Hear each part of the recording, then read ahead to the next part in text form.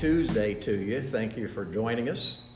Mama was trying to teach the Word of God to her little boy, and she said, "Now, can you tell me what the golden rule is?"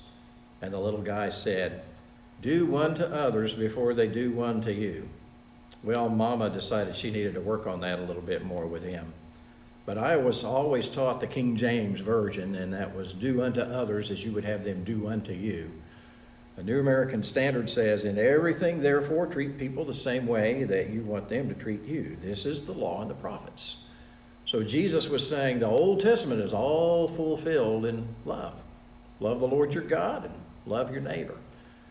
Well, a man asked him, what's the greatest commandment? He wanted to get in an argument with Jesus about which law commandment was the biggest. And Jesus said, well, love the Lord your God and love your neighbor. This is the law and the prophets. And the man said, okay, well, who is my neighbor?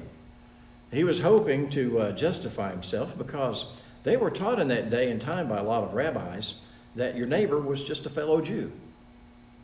And so you were supposed to treat fellow Jews nicely, but they really didn't care about anybody else. Well, you know there were people that knew better than that. But Jesus was saying in the parable of the Good Samaritan that your neighbor is whoever is in need. Samaritans were despised by the Jews.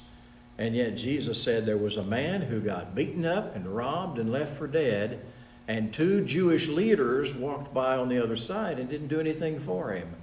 But the Samaritan met his needs and took care of him, even his expenses. Then he said, who was the neighbor to him? And the man said, well, I suppose it was the one who showed him mercy. Duh.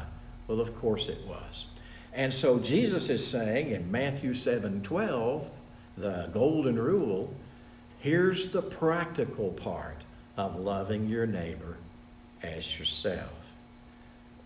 Back in the Sermon on the Mount, the previous verses, don't judge your neighbor, show mercy to your neighbor, forgive your neighbor, love your neighbor even if he's your enemy.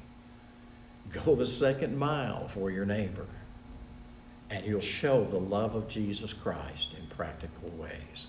God bless you real good. I'm done.